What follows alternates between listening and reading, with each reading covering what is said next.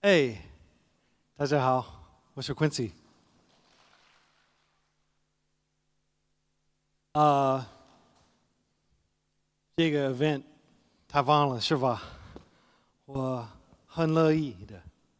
你听得到吗？没问题吗？好，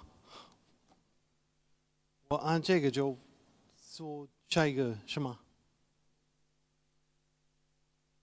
我是 Quincy Larson。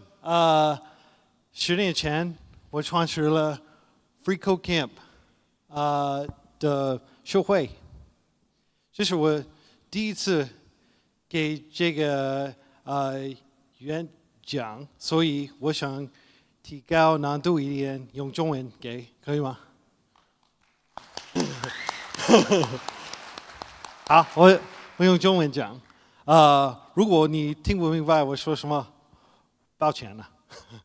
那我原来是一个英语教师，变成一个学校的校长。我想帮我的教师们，我的 staff，做小一点的时间在电脑做那个后台的 paperwork 那样的工作，所以他们有更多时间可以和学生一起聊天那样。所以我学会了一点的 Python 特别有用的，我动画了很多件事情在我们的学校，然后我迷上了 hackathons，我开始参加非常多的加州的 hackathon，以后我能拿到第一次的软件工程师的工作，所以我想叫别的成人，别的30来岁的那样的大人也这样做，学会编程，所以开始了 Free Code Camp。这是我们的 team，我们都是别的国家的，都是在网上工作。每一个州差不多都有，美国、韩国、中国、日本、南非洲和印度都有。我们在网上工作，还有他们不一样的国家过来美国，我们去那个公共图书馆做我们的 summit，很合算的。我给你解释一下 Free Code Camp 的故事呢。我们现在做很多不同的话题，比如说现在也开始教英语，也教很多数学和其他的编程的以外的那样的话题。我们已经说了，我们在 GitHub 有比较大的 presence，我们的仓库比较受欢迎的，我很乐意的。我们也有世界上最大的 YouTube channel，最大的关于编程的是 Mr. Beast 的 channel，还比我们的大一点的。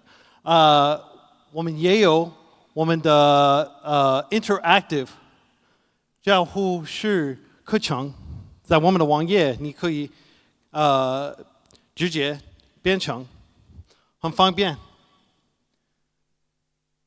所以2014年，我们突然收到了很多欢迎，从那个开发者的社区，Reddit 和 Hacker News 和其他的那样的地方都说哇 Free Code Camp 太酷那样的，但是越来越降低了，对吗？人不是一直在看着 Free Code Camp 他们 move on， 所以我们继续找到新的办法吸引人过来学习。我们 shift 了from launch mode to long game 长跑。还有我们没有那么多资源，所以我们只保持就比较低的成本的那样的思考。我用英语解释一下，we rode waves. So SEO 是一个 wave，blogging 是一个 wave，Discord 也算一个 wave， 我觉得 Medium、Quora 我们用过很多平台，他们接进来他们的观众，明白了吗？所以我们一直在带新来的人进来，那但是还挺难的。最近有很多别的事情发生，比如说 SEO 差不多没有了，SEO 的流量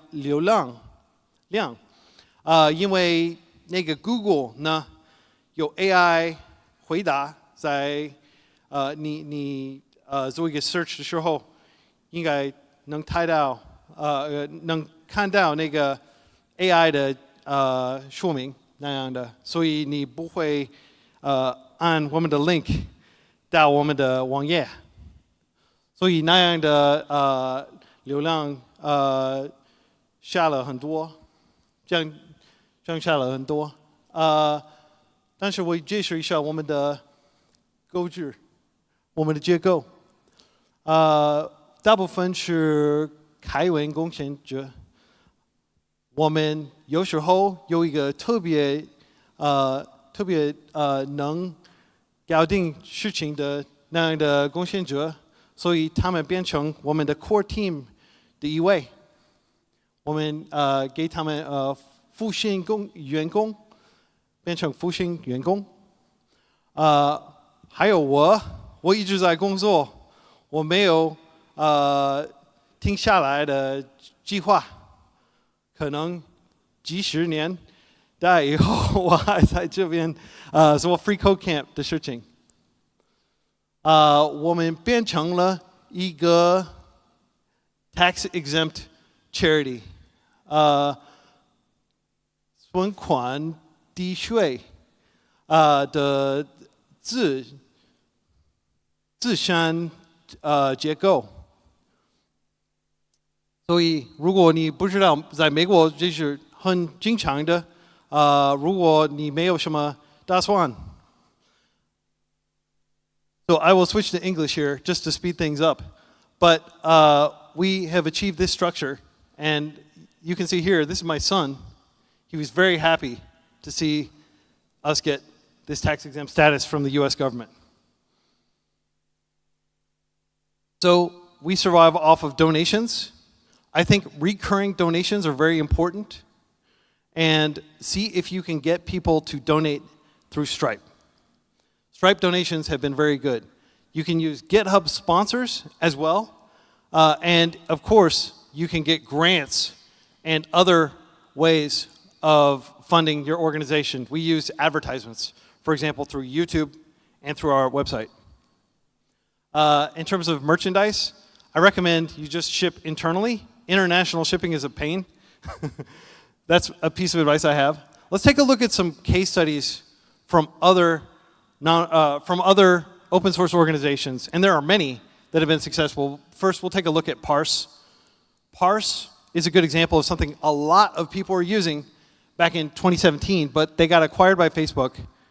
Single party had control over them, and Facebook just decided to essentially abandon the project. So that is a point of risk, single vendor risk.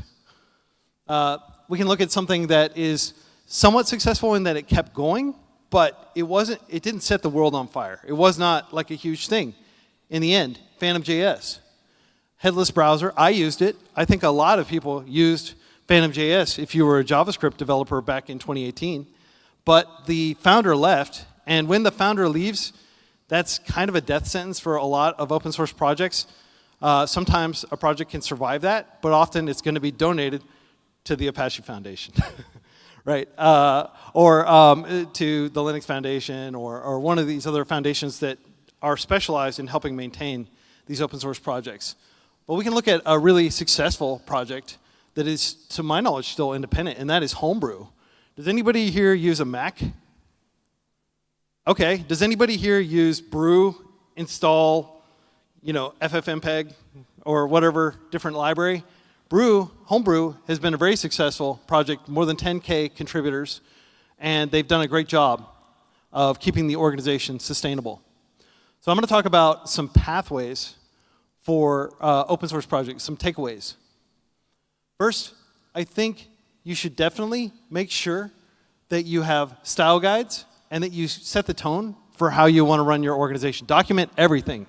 If you go to contribute.freecodecamp.org, that's our documentation, and we work very hard on making that very comprehensive. You can also see here that we have a step-by-step PR flow, and we have good first issue tagging. And so I strongly recommend you spend the time with your open source project. When you get that initial burst of interest from Hacker News or Reddit, take time to set up all the GitHub features to make it easy for people to understand how to contribute to your project. That was a huge unlock for us as an organization. Have a code of conduct. It's not hard. You can just take a standard, there's like a standard code of conduct that's open source. You can just use that and attribute it, of course. We have our own code of conduct that we spent time sculpting over the years. Bug reporting culture. Make sure you have an email where people can responsibly disclose security-related concerns so they're not having to put it on GitHub. But just have templates with your repo steps. And then you can reward detailed reports if you want to ship people shirts, or if you want to put them on your GitHub repo, a picture of their face, and say, Contributor of the Month. These are free to do. And then I strongly recommend, again, using issue templates within GitHub. They save the maintaining team so much time and so much effort. You can auto-assign labels. You can add checklists. Like, this is just it takes like 10 minutes to open a PR or an issue on Free Code Camp, but that's by design because it gets people to slow down and think about these things. Like, oh, do I actually know how to reproduce it? That's kind of important. If we can't reproduce it, we can't really do much with it, right? Localization can be a great on-ramp. If people don't know a lot about programming, they can just jump in and start localizing things. I strongly recommend setting up a Discord or a discourse. I know their names are very similar and it's very confusing. And I interviewed the founder of Discourse at his home in San Francisco, and I accidentally called it Discord. I was very ashamed. But he was cool about it. Their names are so similar, but they're very different. One is a chat app, the other is a forum-style app. This is our Discord. You can see it's very active, and people have tons of different categories. So you can get discussion there, and then people are not answering the same question over and over on Discord. They're on Discourse, and then these are indexed by Google, and they'll show up a lot. Figure out ways to share wins. Use your social media. Social media is free. Right? Like, it costs nothing to send out a tweet. It costs nothing to post on LinkedIn. It costs nothing to share in a group chat on WeChat, right? So do that. Share your wins. Spotlight your contributors. Trumpet new features. And then also just keep everybody in the loop with what you're doing. Be very transparent. I think it doesn't cost anything to be transparent. I would strongly recommend just every time you have a major release, write a blog post about it. Not just like, version updates that people are going to see in your mobile app, but like make a blog post and tweet that out. And then my final takeaways, really, plan for the hype. Your project is probably going to succeed eventually if you keep iterating. It will eventually get people's attention if people value it, if people get use out of it.